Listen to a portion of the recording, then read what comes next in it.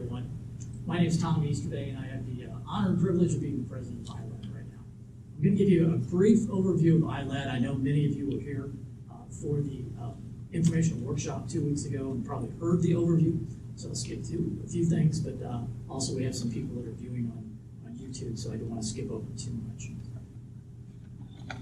First of all, the mission of ILADD. We have a three-pronged mission, and number one, certainly in the mission, is to provide housing. I'll talk a little bit more about Crossbridge Point at the conclusion of my comments here. Second, educational enrichment programs. You're here for one of them tonight.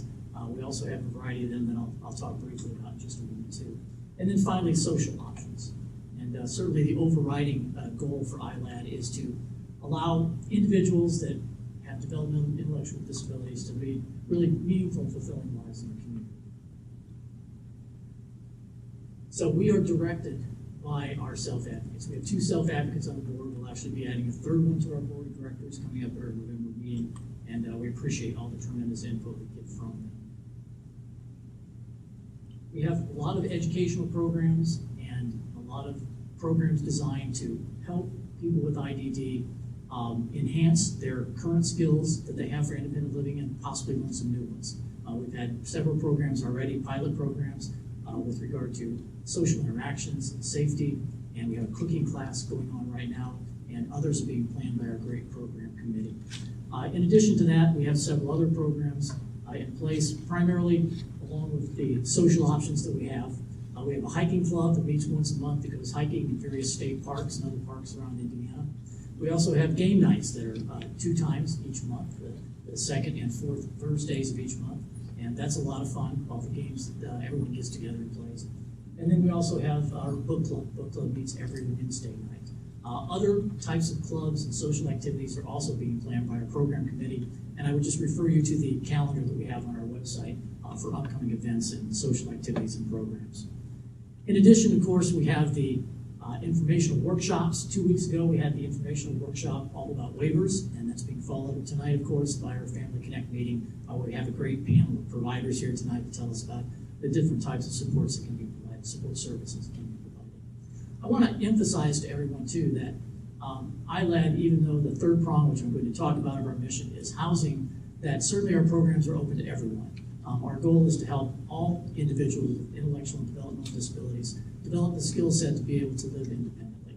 And so even if they're not planning on living in Crossbridge Point or another development similar to that someday, certainly we want them to benefit from our programs, and we want other people in the community to benefit from our programs by learning more about the various topics that you see there and others that will be added in the future.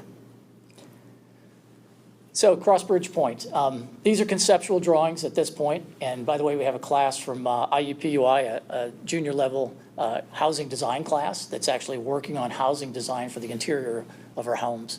But if we can get up to 15 acres, this is what we'd like to do. Provide homes where they'll be safe, they'll be affordable, it will be an inclusive community and a neurodiverse community. We'd like people with disabilities as well as individuals that do not have disabilities to live here in our community. We want to make it open and welcoming. That's why we have the concept of having the green space. And also you'll see that we have, again, conceptual drawings of the home open, the front having a porch on it where they can walk out and have that social interaction. As we all know, individuals with IDD sometimes have difficulty with social interaction.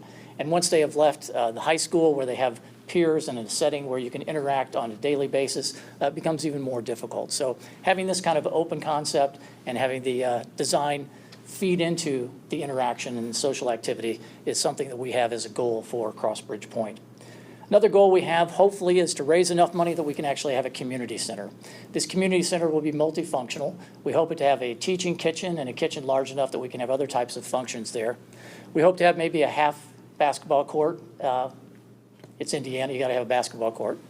And in there, we can also have Special Olympics activities and other type of physical fitness activities. We'd like to have a large meeting room in there where we can have meetings, not only our meetings, but for other nonprofits in the community that can come in and use our community center. So again, hopefully we can raise enough funds to have a community center as part of the development, provided we have the acreage to do so. So that's a quick introduction to you about some of the things that ILADD is all about. In addition to that, I wanted to point out too, we are always trying to raise money in a couple easy ways you can help us out there. If you have a Kroger card, you can go into the Kroger Rewards and choose ILADD as the charity of your choice. And every time you go in and shop at Kroger, we will get credit toward fundraising. And also you can use Amazon Smile. And again, just choose ILADD as your preference on Amazon Smile as your charity of choice. So with that, I will turn it over to Michelle Gray, our program manager, to tell you more about the great panel we have assembled for you tonight about support services. And encourage you again to go to ILADD's website. It's iladdinc.org, and you can check out all the future programs and other activities that we have planned for ILADD. And again, thank you to the program committee and to Michelle for putting this together this evening. Thank you. Thank you. All right, hello everyone. I first want to take a poll to see who might have been here for our informational workshop on October 7th. Several? Okay. And if I wanted to poll, are you actively using or have a waiver? Could you raise your hand? Okay. So a lot fewer. So we were just trying to gauge what our target audience is. Okay, so 2 weeks ago, on the 7th, we provided an informational workshop, and it was detailed with information from a case manager about waiver services and how to apply and how to utilize those and all of that good information. And we wanted to dig a little deeper into that information for you.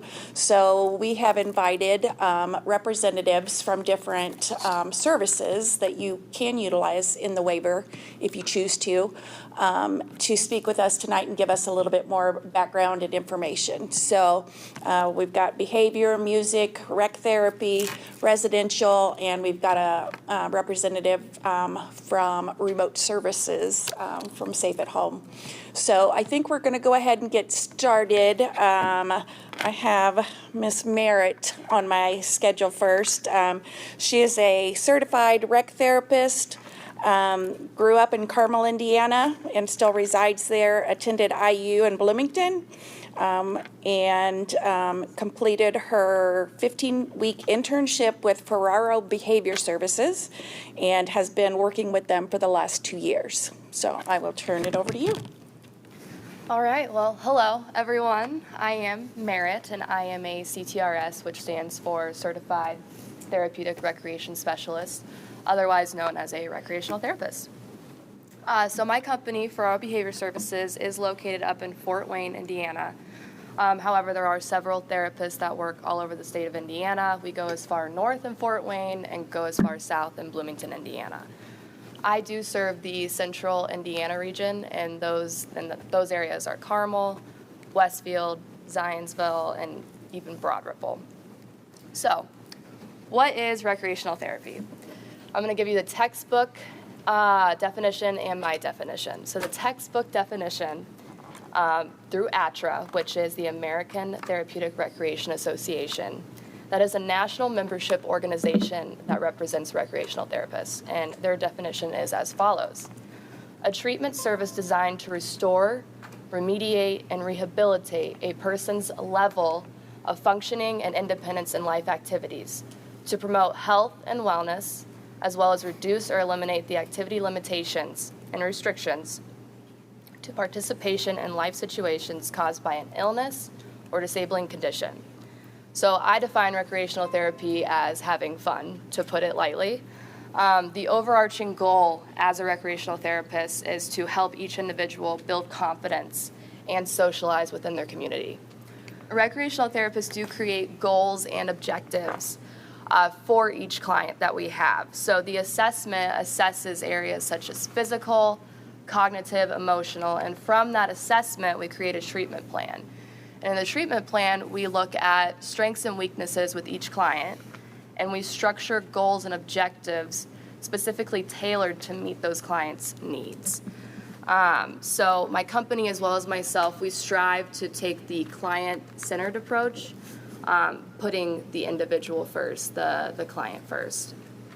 So some of the potential goals and outcomes of rec therapy could be life skill development, it could be leisure education, it could be gross and fine motor skill development, or it could be social skill development. It really just depends on if the client has a goal in mind of what they want to do. It could be, hey, I want to lose weight, or hey, I want to be able to socialize with my peers better. That's where I come in. And we do different activities out in the community. It could be going to the bowling alley and interacting with people there, or going to the grocery store, going to restaurants. So recreational therapy can be delivered in group outings. It could be delivered in community-based activities, one-on-one, in home, or the nearest fitness facility. So by participating in these day-to-day life activities, recreational therapists are looking to make sure that each individual is meeting their particular goals and objectives through encouragement and assistance that I can provide to them. So, Our Behavior Services does accept funding from the Indiana Medicaid Waiver Program, or group home contracts, Choices, which I believe is an organization in the state of Indiana, or private pay. So most individuals that I work with are on the Medicaid Waiver Program, and to kind of go over this in order to start rec therapy, what we do is we conduct an interview with this client. So I go and meet them, we have an interview, and really that's just about getting to know one another better, getting familiar with one another, and then that way we can discuss availability and ask questions, if any. So then if both parties do decide that they want to continue services, that client would go to their case manager and they would sign the pick list. So the case manager would give you more information about how to access recreational therapy, but if you are on the Medicaid Waiver Program, you can get it that way. So if you would like to ask any questions, are we doing questions at this time, or are we waiting until after? At the end. All right, so at the end, if you have any questions, please feel free to ask me. I also have stuff up here if you guys want a pamphlet to take home, if you want to contact us, or if you just want more information about what we do. All right, thanks, guys. All right, thank you. Next, we're going to have music therapy, and Lauren is going to introduce herself and the company that she works with. Okay, so I am Lauren Kell. I'm a board-certified music therapist, and I work for Dynamic Music Services in Indianapolis. So I have been a music therapist now for about 3 years, a little over 3 years.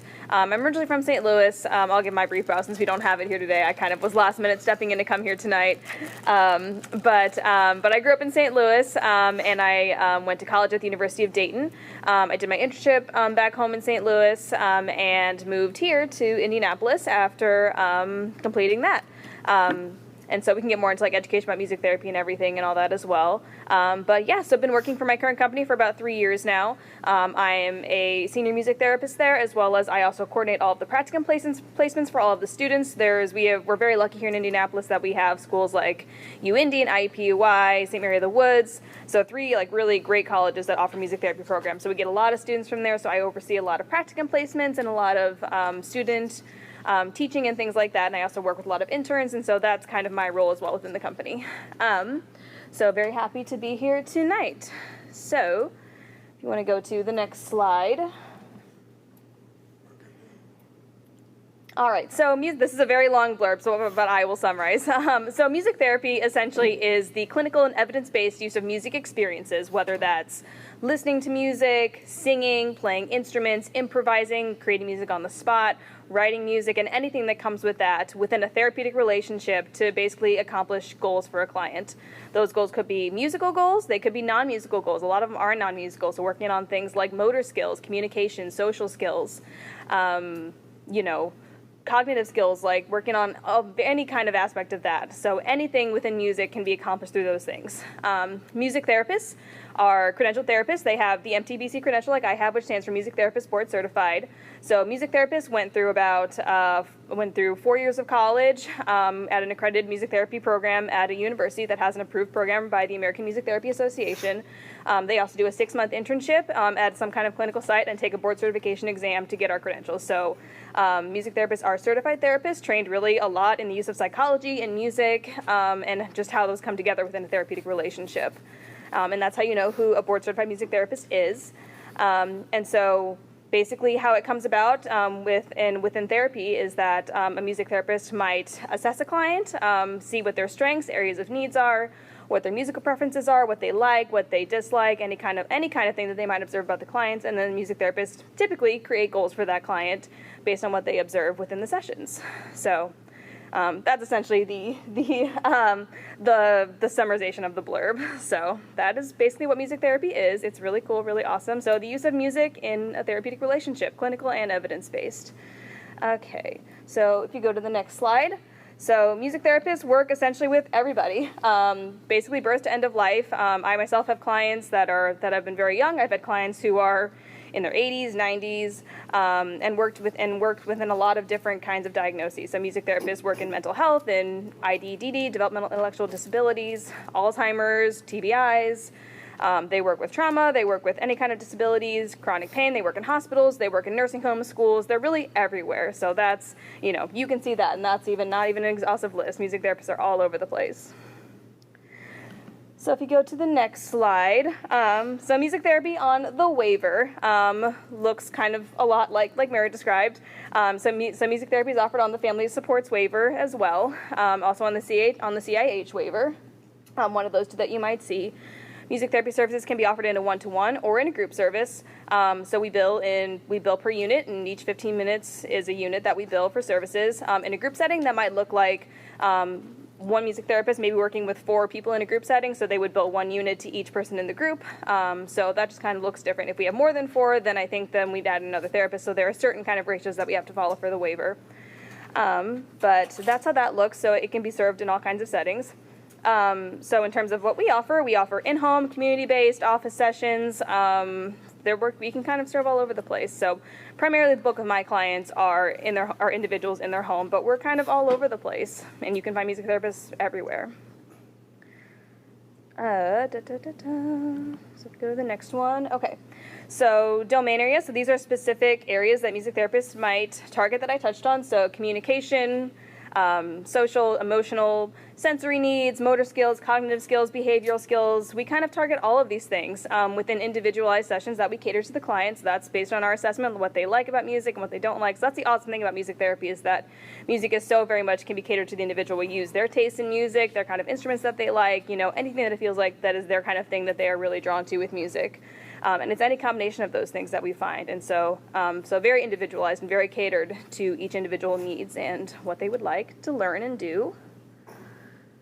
All right, if you go to the next one. So specifically, this is my company, Dynamic Music Services. So who are we? We serve Marion County and the surrounding areas.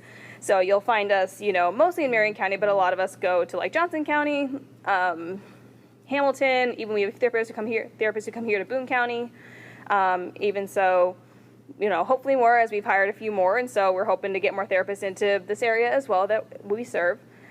We currently have 14 board-certified music therapists within our company. I believe we are, if not one of the only strictly music therapy company within the state of Indiana. I believe so, which is pretty cool. So we have currently 14 board-certified music therapists, and still growing a lot as we have hired a few more therapists recently, and so we are growing very steadily and very strong. So bridging the gaps in Indiana, so we provide waiver, we provide business-to-business private pay, so we do serve a lot of the waiver. That's probably the bulk of my caseload as well, is serving clients on the waiver program, but we do private pay, we work with businesses, we contract kind of all over the place. And it says right here, we're the only one providing music therapy and related services like adapted lessons, early childhood groups, things like that in the state of Indiana, which is pretty cool. So a little bit about us. So just another kind of picture to reflect what music therapy can offer for different individuals there. So you'll see a music therapist working with a young client on the drum. So things he might be working on in this photo here are directions, attention, motor skills, sustaining attention to task, working on communicating, things like that. So there are so many things that you can see that happen within music therapy relationships. That's pretty cool. So very cool things. So yeah, that's mostly about it. So you can go this way. Oh, that is a video. Who knew? I did not make this presentation.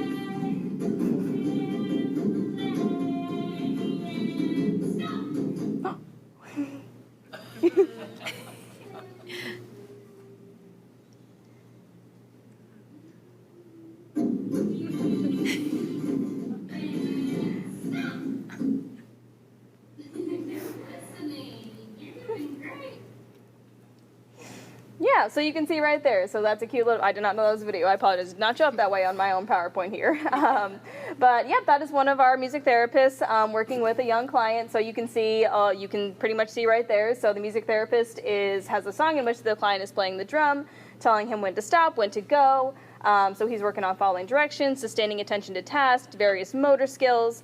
Even when I do music experiences like this, I often might switch it around. So I'll have the client tell me when to stop and go. So that's working on communication, working on impulse control, giving them, the power to communicate with me when they want me to go and stop, and working on building that vocabulary and things like that. So that's just a very small snapshot of what different clients might work on in music therapy. And so there are so many things that go under the umbrella of things that a client might work on. And like I said, it's really fun to see videos of, music therapists working with little kids, and that's really awesome. But we work with all ages, and music is, just so important in every stage of life, whether you're a baby or, in hospice, end of life kind of care, there's all kinds of, ways that music can really benefit each individual. And so that's really in essence of what we do, just in a very brief overview. So, yeah. So that was that. So I believe the last slide is really just contact information. So, yep, so Dynamic Music Therapy. You can follow us on Facebook, Instagram. We have a website. So Lauren Kell, that's me. Jennifer Pinson is our owner. So I apologize, I don't have pamphlets with me today, but I do have my business cards up here with our website and information and everything. So feel free to pick up one of those if you'd like more information on our website and everything. That has a lot of really good information on music therapy as well. And we'll be happy to answer your questions once we get to that portion. So thank you.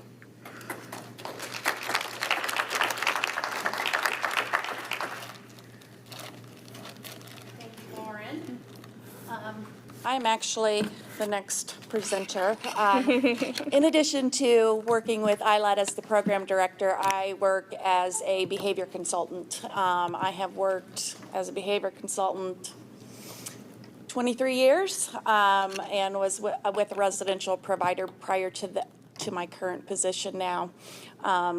And so I just wanted to give a little bit of an overview of behavior management, and very much like Merritt and Lauren both said, it's a service that's available on the waiver. It's available on both the family support waiver or the CIH waiver.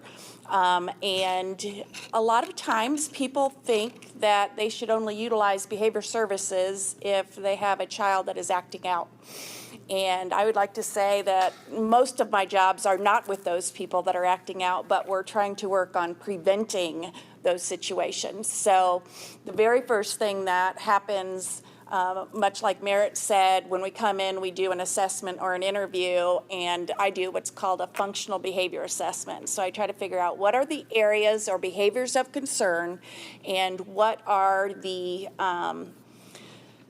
skills that we need to teach in order to decrease the negative behaviors or decrease the unwanted behaviors. So Lauren had this slide with all of the categories. I mean, like, most of us are all working on the same things, just in different venues and different avenues. So she mentioned sensory and behavior, emotional regulation. There's so many different things. And if you have a team that's really working together with your waiver, then we're all kind of working on those needs together. If communication is one of the primary goals, then every team member is working to develop that. So behavior management, I wanted to kind of say how different it looks for every client. For some clients, it looks like a counseling session. We sit down, we talk about coping skills, we talk about, how we're going to change the behaviors, and it's a conversation. And then I have other clients who that is not at all appropriate for, and we are out in the community practicing the skills. There are some I take grocery shopping, some that I just go hang out with, and we just work on interacting, socialization, communication, those kind of things. I work with relationships a lot. What are some of those appropriate boundaries?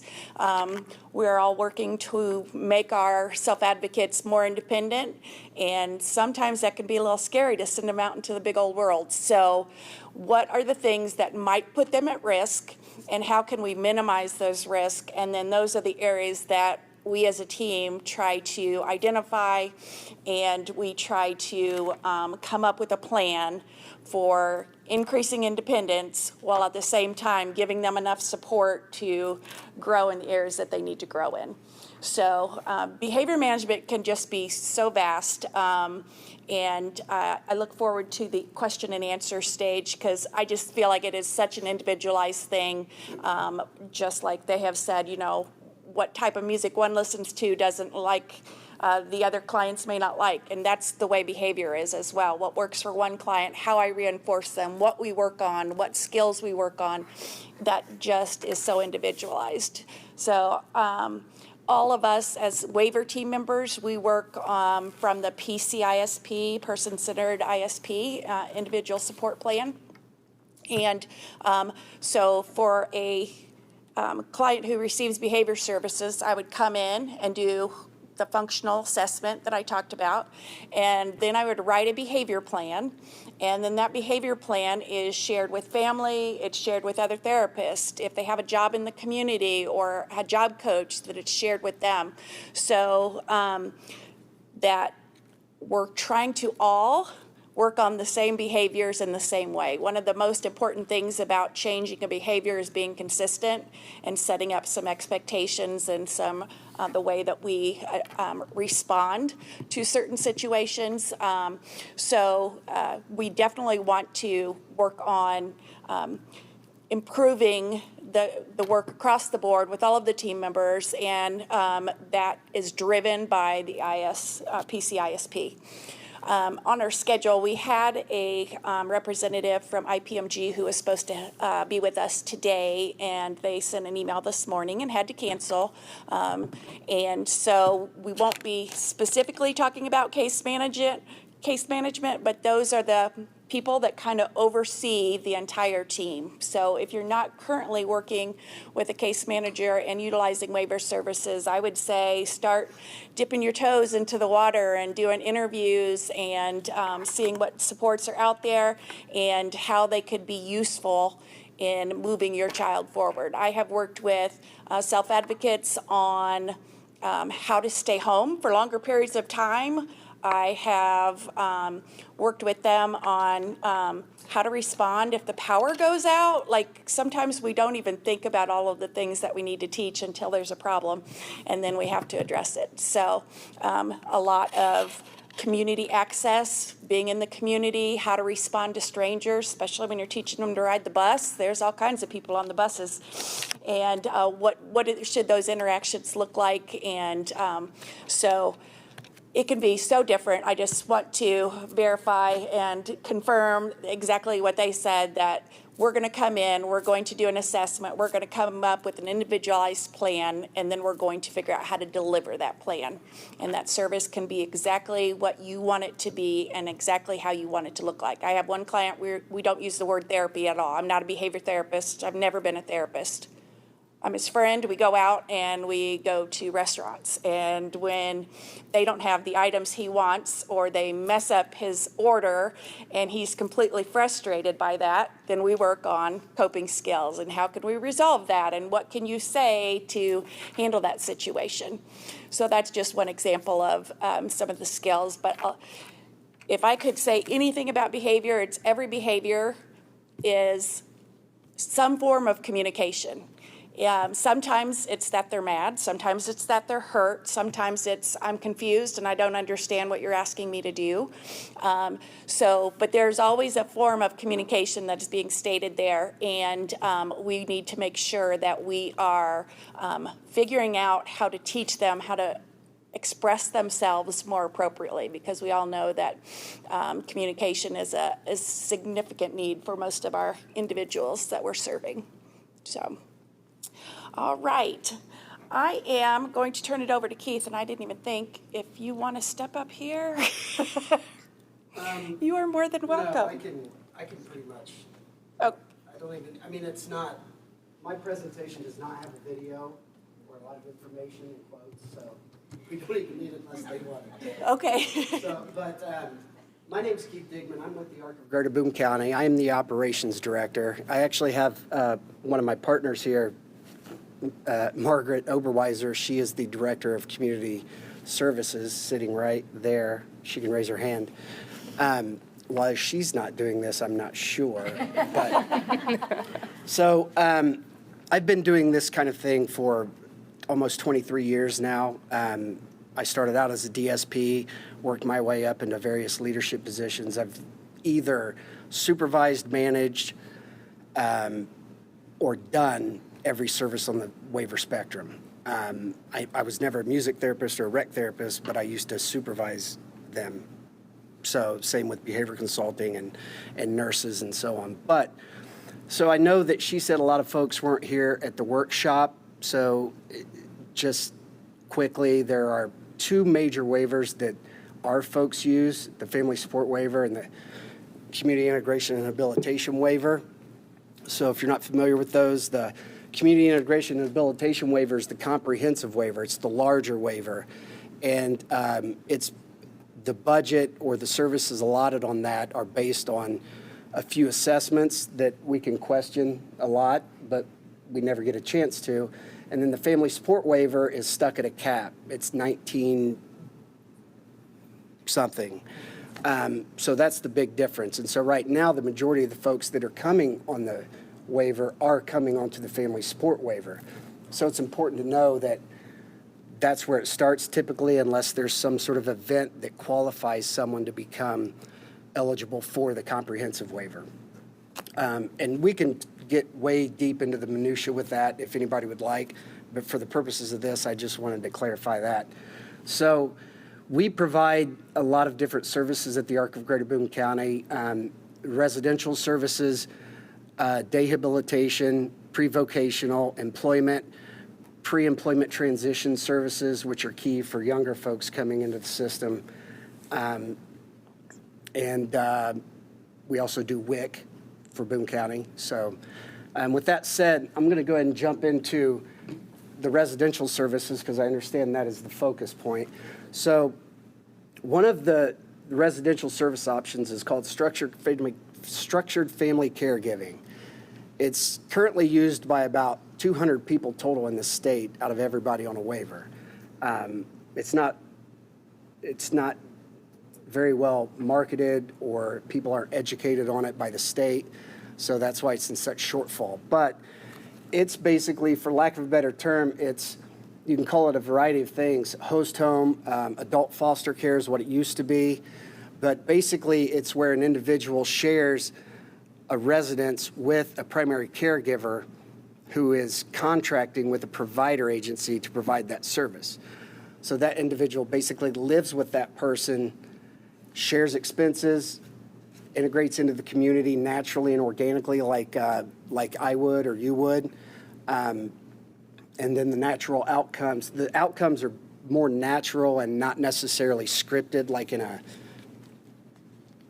specific objectives and goals. It's more about monitoring the health and safety, making sure that there is data that helps show progress. Most of it is likely medical related or employment related, and mostly it's more of a natural inclusion into the normal family unit and the normal community and being a part of it. So agencies vary on how they implement that system. Usually the daily rate paid to the provider, a percentage of that is given to the contractor. The provider will keep some as an admin fee, oversight fee. They have to manage things. They have to have a nurse oversight, so they hire the nurse. It's not the contractor. The rate includes respite care for the primary caregiver, which is handled by the primary caregiver most of the time, but it can often be an agreement between the contractor and the provider on how that's worked out.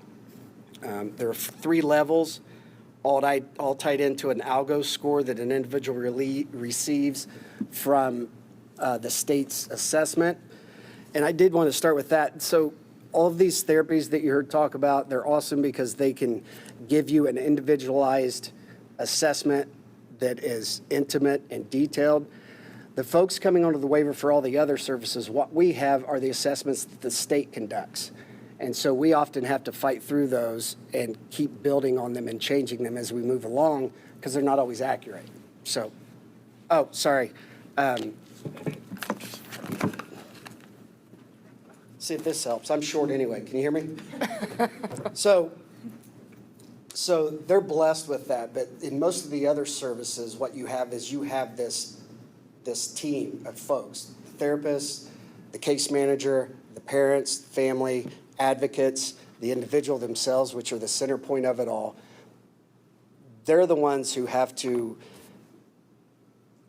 look at what the information is we have and build from that. So it's not as absolute as what she's building a plan from an assessment she did, for instance. We don't get to do that. We have to use what somebody else has. So it's not impossible and it's not that bad, but you find that the services that occur in the residential setting or in a personal home, family home, those are a little more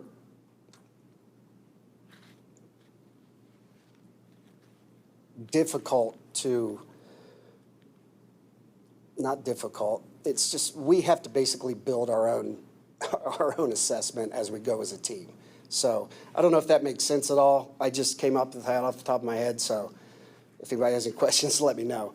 So structured family caregiver, there's 3 levels, all based on algo scores. Nobody at a 0 or 1, 0 or a 6 are eligible. So 0 is the lowest algo score, which virtually means 0 need for any services on a waiver.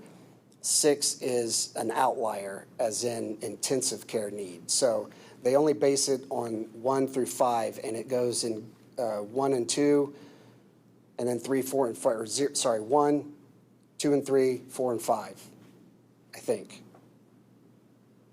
But it depends, it determines the daily rate, and it determines the compensation for the provider and the contractor, determines the amount of assistance or support that the individual needs in that setting. I will say that we've been working on that model for quite a long time. It's a very sustainable and attractive model if the state builds it right. Quite honestly, the rates are horrible. You can't draw in contractors who want to do it for the amount of money they could make to have someone live with them and have that full-time care for it, but that's a different discussion. I'm more than happy to talk about it anytime anybody wants to. And then you get into the most widely used service, one of them, the residential habilitation and support. There's basically 3 different models of that. One is the residential daily, the RHS daily. So that is utilized for individuals in a shared staffing model home with housemates. And so somebody who lives alone or lives with their family is unable to access that. So it's a daily rate based on the same thing, the same assessments, the algo scores, the OBA, objective base allocation, all these things. It determines what their rate would be and what their amount of support is that they're needed. Then there's RH2O and RH10. Those are 2 services that are residential habilitation and support as well. The RH10 is a service code for anybody who only uses 35 hours or less in a given week of that particular service. Anything above 35 a week is the RH2O. There are no stipulations on where either of those 2 services can be provided. They can be in a family home, in an individual's home, in a shared setting. It doesn't matter. So it's not as restricted as the daily rate. PAC, for most folks coming on the family support waiver, PAC is probably one of the most widely used services. It is only available on the family support waiver, not on the community integration habilitation waiver. So PAC is a service that's also very flexible and can be pretty much provided anywhere. The only stipulations tied in to that, as with most residential services, are that parents, step-parents, guardians of minors are unable to provide that service, but now, of course, they allow parents, family members, guardians of anybody who's of adult age, if they're not the guardian, to provide that service up to 40 hours a week, each person. So that came into play because of the staffing crisis. I'm not sure if you guys all are aware of that, but there's been some difficulty for years now across the state and every other state about drawing in potential direct support professionals to work with folks in the community. So they decided that it was appropriate to allow certain family members to provide that care because they're the primary caregiver and be compensated for it by a provider, just only up to a certain amount. So that is an option if anybody's curious. Respite care. Respite care is basically a service that's used to provide some sort of, well, respite or break for a primary caregiver at any given time. And it can be done inside the home. It can be done in an approved respite facility, an approved respite home, or at the respite caregiver's home, if approved. It's basically, a lot of parents use this because, or primary caregivers, use this because it's an as-needed service more than anything else, and the budget for that particular service is the only one that lasts for the entire year. So you don't have to worry about hitting it in 90-day pockets. All the other services that we talk about, they have to be utilized within 90 days. So you have 90 days, this amount of service, 90 days, the next 90 days.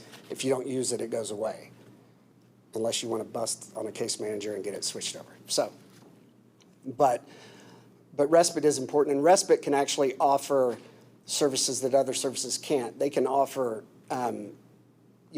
more than 24 hours at a time. You can have someone stay for more than 24 hours. They can stay for a full weekend, for instance. So the other services, you can't do that. You can't get paid sleep time. You can't get paid, the staff cannot get paid for sleep time, or if they're not actually physically with the individual. So,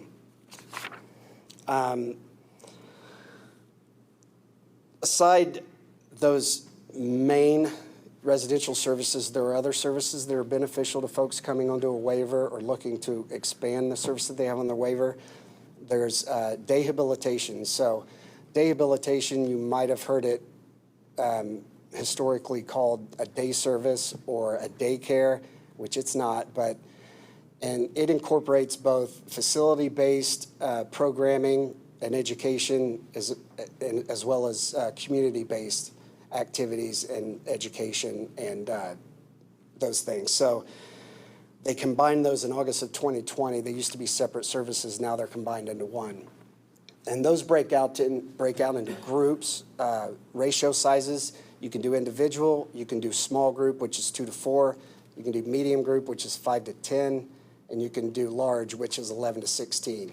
You can't do the large groups in the community, though, at that ratio. You have to have multiple staff navigating that with them. So there's also pre-vocational services, which pre-vocational services can be provided in a facility like the one we operate, and it can either be used for training and education, job readiness, and it can also be used for people to get actual work experience, either at a sub-minimum wage or a competitive wage, depending on what the assessment shows.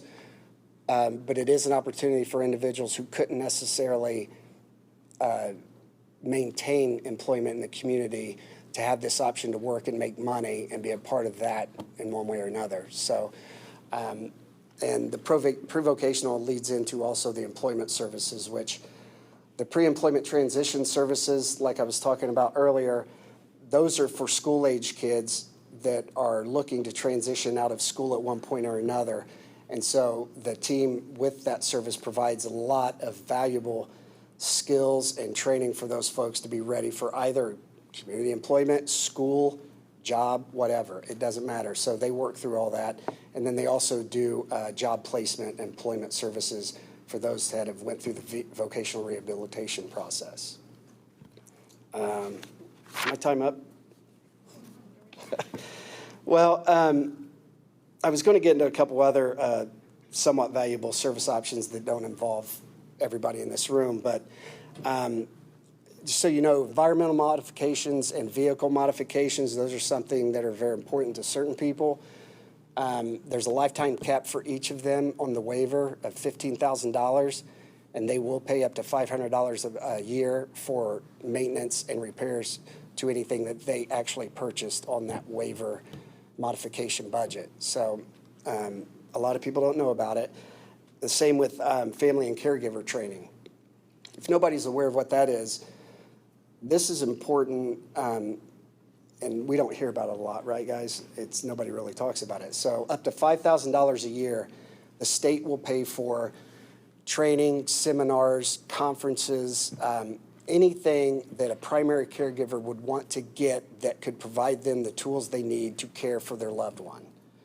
It has to be related in one way or another to that role, but I'm not sure of any stipulations that would keep something from being approved, but I don't do it a lot, so I don't know, but it is something that's out there that not a lot of people know about. It could even be going to a seminar on learning everything you want to about the waiver, because it's such an exciting thing to talk about. So, and wellness coordination. Wellness coordination is a service that was developed a few years ago that provides wellness coordination and follow along to ensure health, safety, and wellness growth for individuals on the waiver, should they choose to use it. And it involves either an LPN with a nurse, RN oversight, or an RN can provide the service directly. But for those people who really need just consistent follow along when they're in a residential setting, it's a very crucial piece to have. They coordinate everything with physicians, medications, treatment. There's been data that has shown improved wellness over time using this simply because of the focus on certain things that there wasn't focus on before. And they help maintain the risk plans. Everybody has a high risk plan on the waiver, typically. And somebody has to monitor that. And the whole point is to eliminate those risks, not continue to just have a response to them. So that's why that service is so important. So I just wanted to bring that up. Anybody up here and anybody you guys know, I'm sure would be happy to help you navigate the system in and of itself. It's difficult to get folks to show you how to do that. But I mean, Margaret, you can ask her. I mean, I can't tell you how many people that we've actually helped through the application process and don't serve them. We didn't ask, we don't need to. It's a community thing. So we've helped a lot of people in Boone County navigate that process. You have other team members, case management, DDRS, BDDS. You have all of these places that should be able to provide something to help you get along through that journey, because it's not easy. It's a lot of paperwork. It's a lot of documentation. It's a lot of questions. It's always, okay, you guys need to do all this in order to get your child or your loved one services, when you're like, I'm busy enough as it is doing the services for my son or daughter. So feel free to reach out to anybody. There are cards up here for all of these guys too. If you called anybody, we'd be happy to at least point you in the right direction, give you a link to a website, whatever it takes. So, I mean, I hope it was helpful for you to hear us talk, and I know Patty's going to talk as well about a more modern service. But just know that if you have to be a strong advocate, and individuals need to be strong self-advocates. Greasy or squeaky wheel gets the grease. I mean, that's just really how it works, trust me. So, but that's it. Right.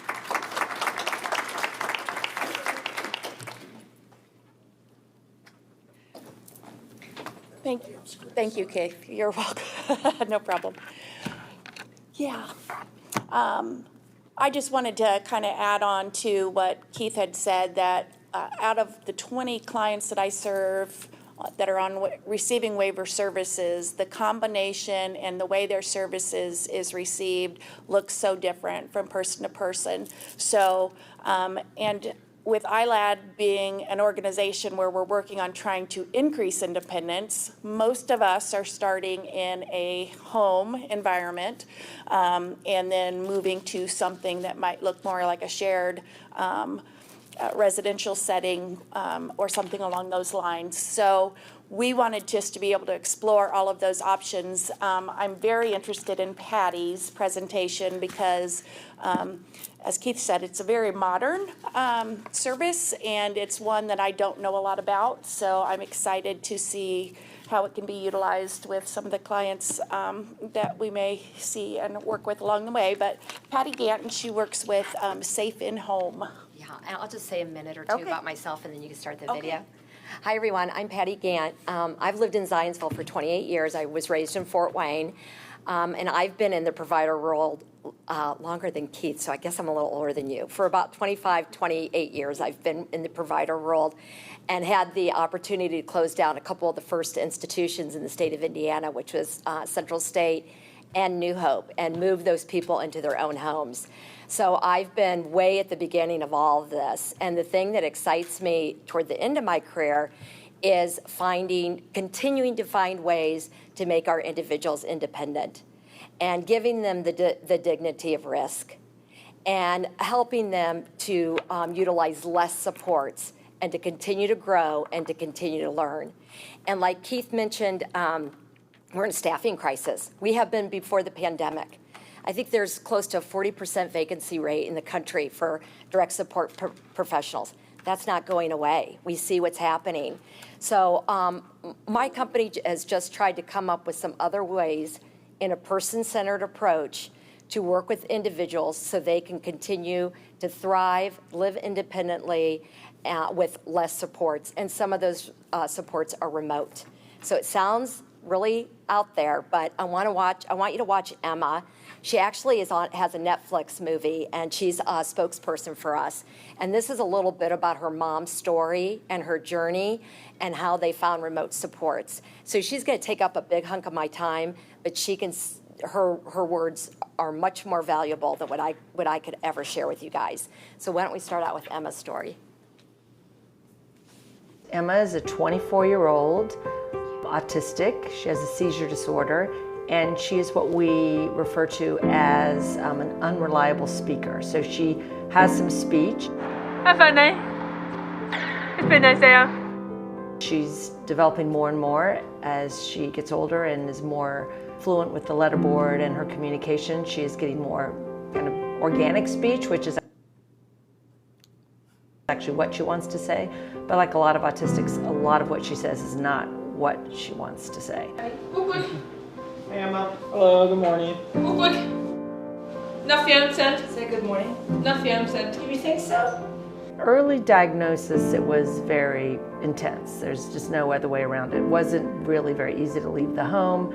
We had 2 other children, and she seemed to be in distress a lot of the time. There was a lot of screaming, and she had no reliable way to communicate with us. She was having seizures, and she was very unhappy, very distressed, and so were we. She had never been formally taught in school, and one of her early responses to us was that, I have been listening all of my life. Yeah, it's overwhelming to a parent, right? I remember the first Christmas after we started using the letterboard, our speech therapist, Elizabeth, asked, what do you want for Christmas? And she said, oh, my parents have given me everything I need or want. What I'd really like is for my mother to read to me.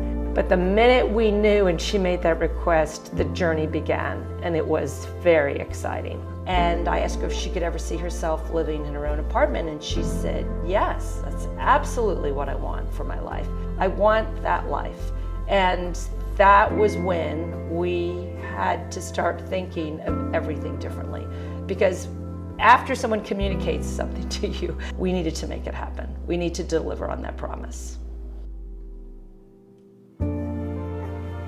So we didn't have a lot of this figured out when we moved in, but we kind of made the jump and then we figured it out. And fortunately, early in that journey, we came across our friends at Safe and Home.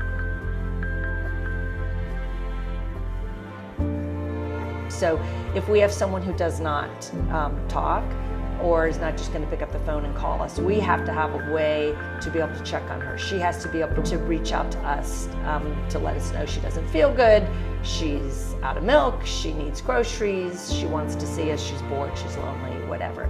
So we knew that we needed to set up a system to do that. So we knew we needed some type of ring technology at the door. We needed mom or dad or a caregiver to get a ping to know she was safe to open the door. We wanted to know what was going on at night. We now know that when we get our report from Safe and Home, that it is not uncommon for Emma to be up 20 times between 2 and 4 a.m.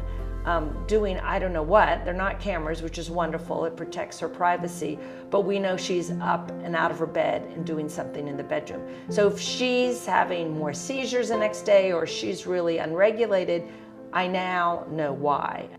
The main thing we're using our Safe and Home tablet for now is for check-ins. She is used to hearing the ring, having her go over, touch the tablet, and seeing one of her friends at Safe and Home, greet her and her to get comfortable with them and have a conversation. But what we're hoping for Emma is it's going to be an opportunity for her to reach out if there is an emergency.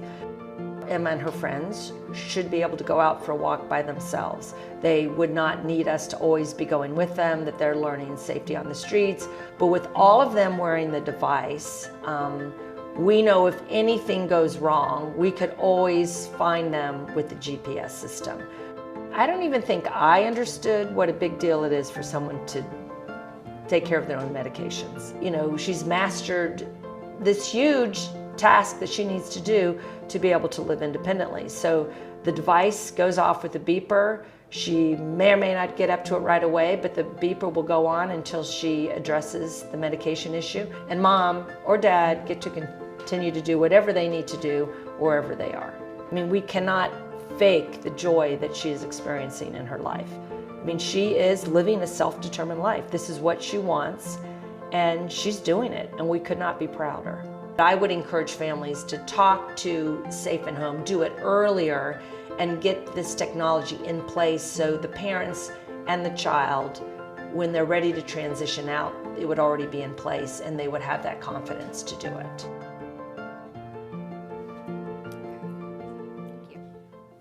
So pretty powerful stuff. I mean, Emma's a really neat lady. And, they talked about her moving out completely independently.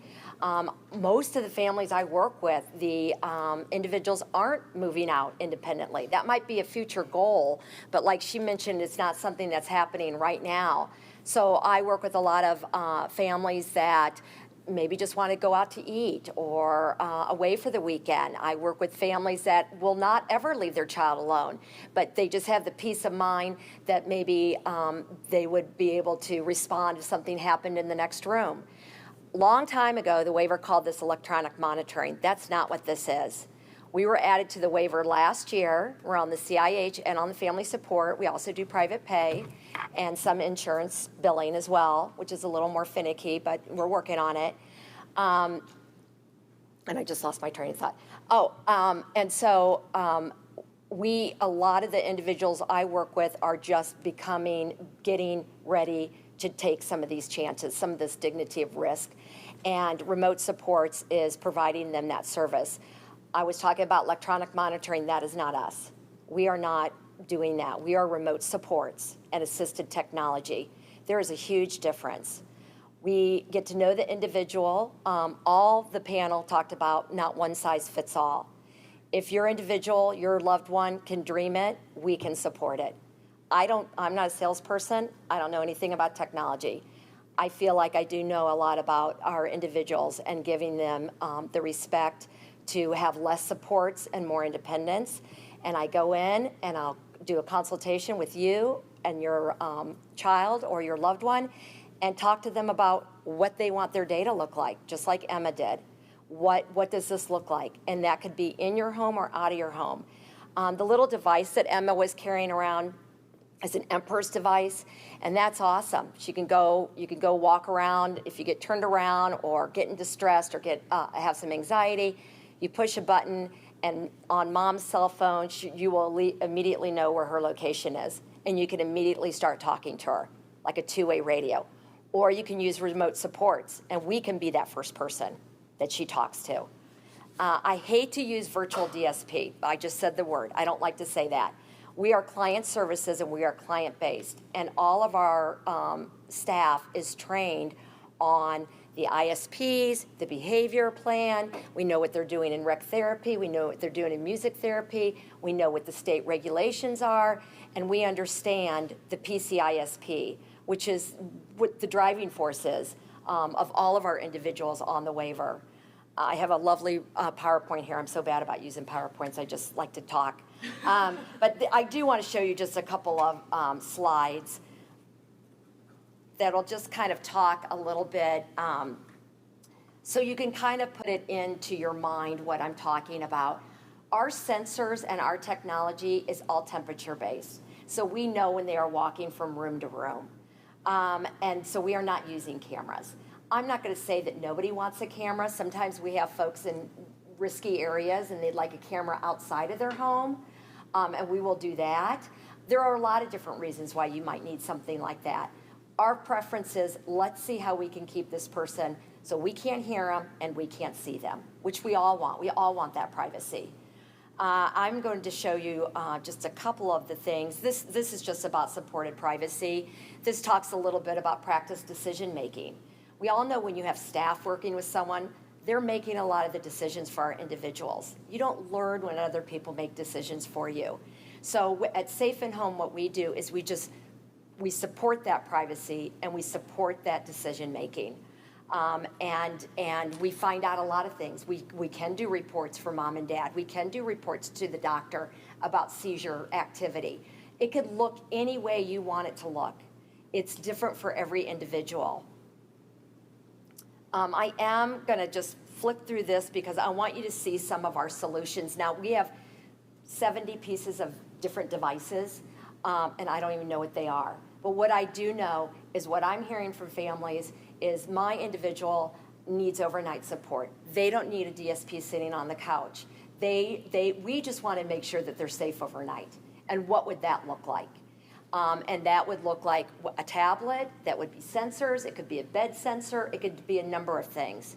Visitor safety is huge, especially people moving out in new communities. I'm working with a couple communities that's similar to what ILADD, well, not similar, more of an apartment setting to what ILADD is proposing, and it is fabulous. And just that peace of mind of that video doorbell for parents and for guardians has been substantial.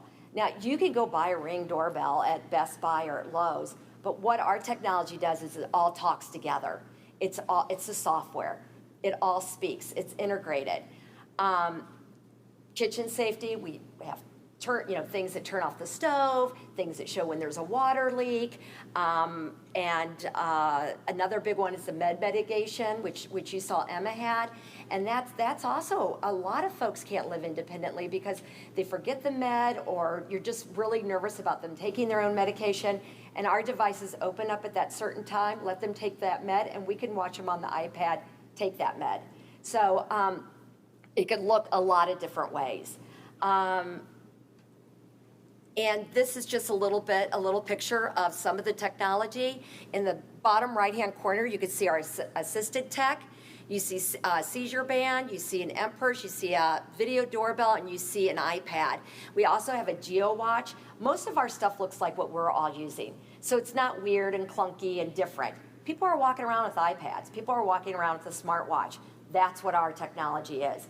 And I'm noticing a lot of our young folks really liking that. They really like the opportunity to use some of this technology. And then up in the top right-hand corner, you can just kind of see what some of our reports could look like. You would cater that to how that would look. This is simply showing how our assisted technology works with our remote support, which works with the individual and her home, or his home. And then these are just some of the should and shouldn'ts.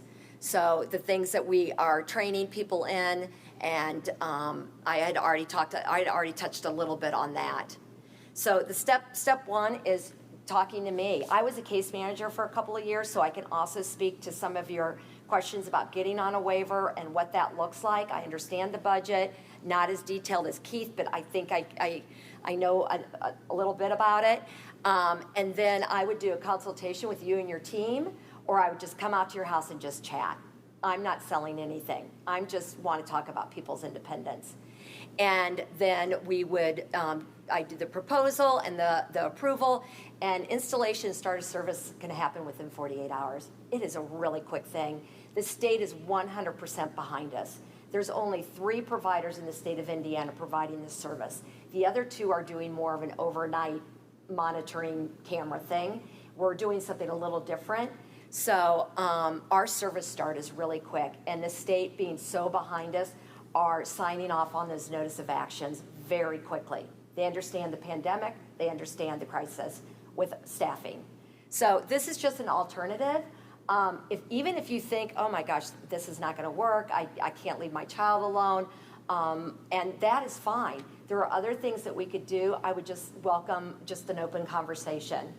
If you have a case manager, I would open a conversation up with her and then bring me in on it if that's something that you're interested in. So that's pretty much it. I mean, obviously, there's a lot more I can say, but that's my contact information. I do have some cards up here. I know it just seems really strange. I know. I've been around so long. I know it's a scary thing, and getting the providers to be a part of this is difficult, but I'm just seeing unbelievable success. And we've grown 400% in the last 2 years, and that's all we've been doing it. And so I know it's working, and a lot of folks say, oh, they aren't gonna care about this. They're gonna throw that iPad in the drawer. They're gonna not use it. I am not finding that. I'm finding quite the opposite. And equipment is included, and it's replace free, and we will move it from place to place. So all that is included in what's Safe and Home, the supports that we would give you and your family. So I think that's it. That's the first question. Oh, sure. Do you use remote services in a combination with staff that come in person? Of course we do. Of course we do. We love wonderful relationships with providers and people that provide residential services like Keith. And so, yes, we definitely do that. We will work with that provider. We will have a partnership with that provider.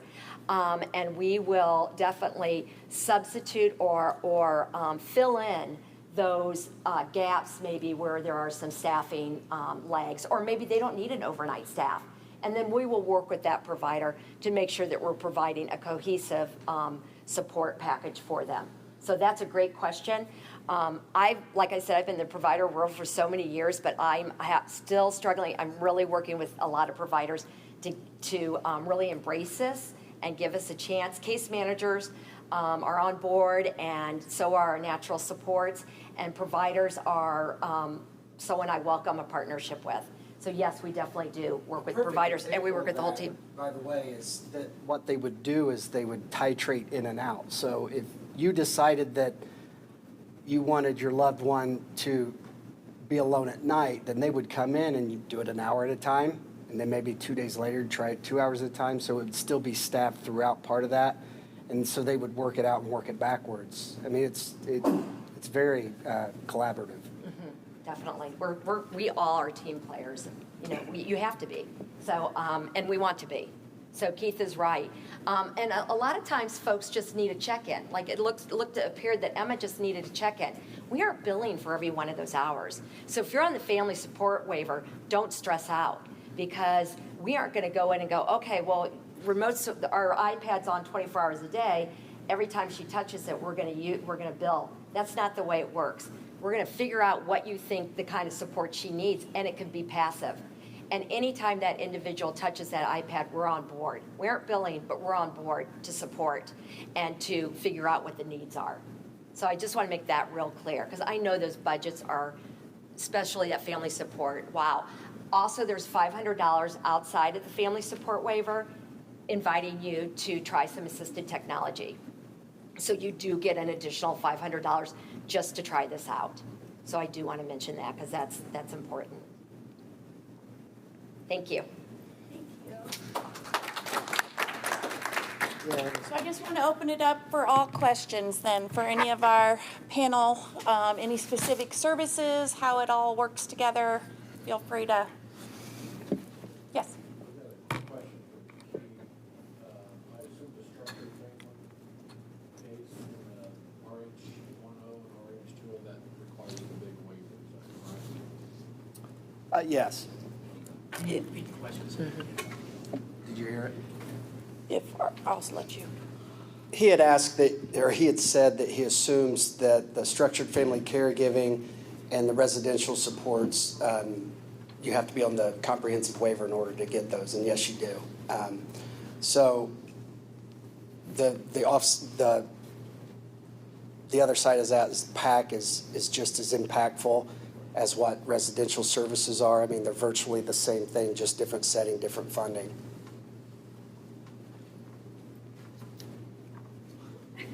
I have a quick question. So the CIH waiver is definitely a wait list unless you're in an emergency situation. Is there a wait list for the family support waiver as well? Do we know that? I think now it's probably like 8 months. The last time, I mean, before it was years, then it was down to like 6 months. Now I feel like it's like 8 or 9 months. So the question was, is there a wait for the family support waiver? And the response was about 8 months wait Yes. time from start of application to receiving first services? Correct. Okay. And there virtually is no wait list for the comprehensive waiver. That's not a wait list type option anymore. It's situationally specific and needs-based only. So there's people to talk to get through that and really hammer down on the CIH application should someone need that as opposed to the family support waiver they're currently on. You likely would not get it if you're not on a waiver yet unless you're transitioning out of a nursing facility or a supervised group living setting, which is a group home. Any facility or any institutional-based type setting. That's the only way that you would almost automatically get a CIH waiver. Yes. Follow-up question. I thought the only way you get a CIH waiver is based on the parent's age. Question was, is the only way that you can obtain the CIH waiver? Can you guys hear me okay? Parent's age. Yeah. Yeah. That is the criteria for a current waiver recipient. So if I'm on the family support waiver and my caregivers are either at a certain age or pass away, God forbid, or they are incapable of being my primary caregiver anymore due to physical, mental health issues, that still holds true. But the only way to actually get the comprehensive waiver when you first get on a waiver is by transitioning out of an institutional setting. So there's no criteria for that. It's basically if you're in this setting and you want to be in that setting, here's your CIH waiver.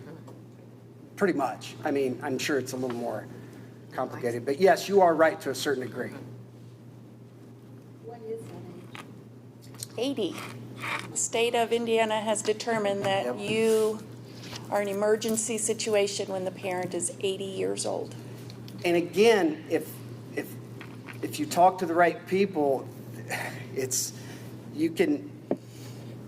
that's not a hard line, right?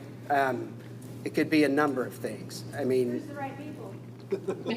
well, I mean, like I said, anybody up here or, Margaret, my partner, I mean, Michelle, I mean, anybody could connect you with somebody or we could help drive you through the process. I mean, there are ways, let's face it, there are ways you have to respond to questions. There are ways you have to present information so as not to automatic. Well, I mean, let's face it, the system's forced us to become people that focus on The negative. disabilities because of eligibility instead of focusing on abilities and celebrating those. So you start off, you have to aggravate whatever it is initially, and then you go through and celebrate. Honestly, I I don't know how else to say Right. that, but. And I have someone right now that's working through the CIH waiver that has a very young mom and not meeting some of that criteria like Keith spoke about. And she's applying and basically was kind of told on the side, the more paperwork from doctors and therapists and people that are supporting her individual child, the quicker we will look at that and potentially push that through. If you're going to send in an application that doesn't have any of that focus on the disability, like Keith said, no, that's not going to be maybe something that they look at first. So unfortunately, that's the way it is. The more that you look at the negatives, I guess, the more maybe a positive outcome will be a result. Well, and I wanted to say too, ILADD's program committee, we have thrown around the idea of trying to be of assistance to families throughout that process. So if anybody has sent off a child to college and you have that FAFSA day where everybody goes in and everybody works on completing that and getting the application in by the certain deadline, we would be open. I know you guys received a survey. If you would want some instructions or assistance in that way, please let us specifically know that, because we'd love to be able to follow up with you.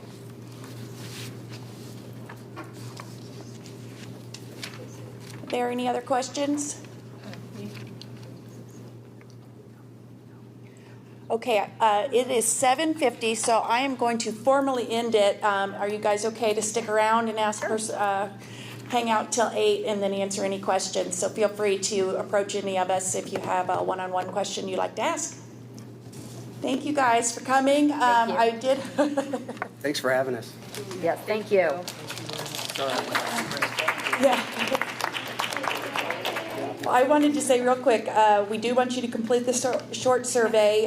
We have an ILADD table over here that has additional information, and there are snacks over here, and we would love to keep in touch with you. So I hope that all of you have signed in with your email address and information so we can forward on other information and get you involved in some of our not only informational workshops, but some of our programming that we already have going on, our hiking club, our book club, our game nights, all very fun. So even though you maybe haven't started the journey towards independence yet or haven't started with the waiver process yet, there's ways to get out there and utilize ILADD resources so that you can start working on building some of those socialization and independent skills.